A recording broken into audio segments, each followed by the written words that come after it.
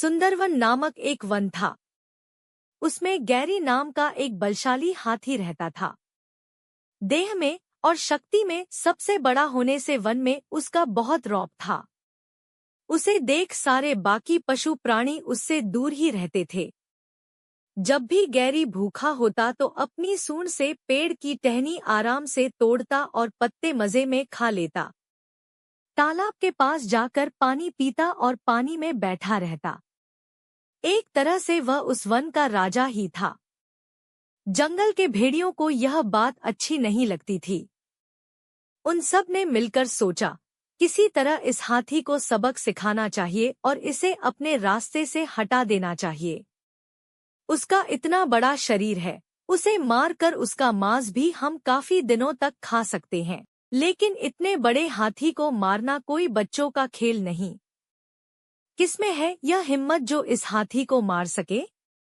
उनमें से एक भेड़िया अपनी गर्दन ऊंची करके कहने लगा, उससे लड़ाई करके तो मैं उसे नहीं मार सकता, लेकिन मेरी बुद्धिमत्ता से मैं उसे जरूर मारने में कामयाब हो सकता हूँ।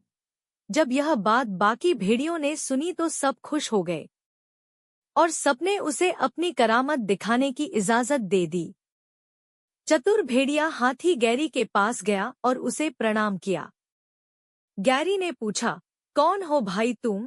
महाराज, मैं एक भेड़िया हूँ। मुझे जंगल के सारे प्राणियों ने आपके पास भेजा है।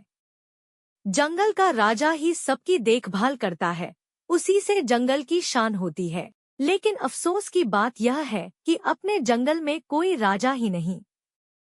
हम सब ने मिलकर सोचा कि आप जैसे बलवान को ही जंगल का राजा बनाना चाहिए। इसलिए राज्याभिषेक का मुहूर्त हमने निकाला है। यदि आपको कोई आपत्ति नहीं हो तो आप मेरे साथ चल सकते हैं और हमारे जंगल के राजा बन सकते हैं। ऐसी बात सुनकर गैरी खुश हो गया। मैं राजा बन जाऊंगा, यह सोचकर उसने तुरंत हामी भर दी। दोनों चल पड़े। भेड़िया जोर जोर से भागने लगा और उसके पीछे गैरी भी भागने की कोशिश में लगा रहा। बीच में एक तालाब आया। उस तालाब में ऊपर ऊपर तो पानी दिखता था, लेकिन नीचे काफी दलदल था। भेड़िया छोटा होने के कारण कूदकर तालाब को पार कर गया और पीछे मुड़कर देखने लगा कि गैरी कहाँ तक पहुँचा है। गैरी अपना भारी शरीर लेकर जैसे ही तालाब में जाने लगा तो दलदल में फंसता ही चला गया। निकल ना पाने के कारण में वह भेड़िए को आवाज लगा रहा था, अरे दोस्त, मुझे जरा मदद करोगे?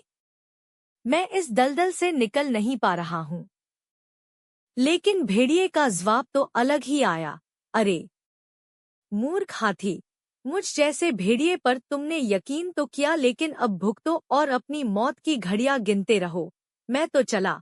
यह कहकर भेड़िया खुशी से अपने साथियों को यह खुशखबरी देने के लिए दौड़ पड़ा। बेचारा गैरी इसीलिए कहा गया है कि एकदम से किसी पर यकीन न करने में ही भलाई होती है।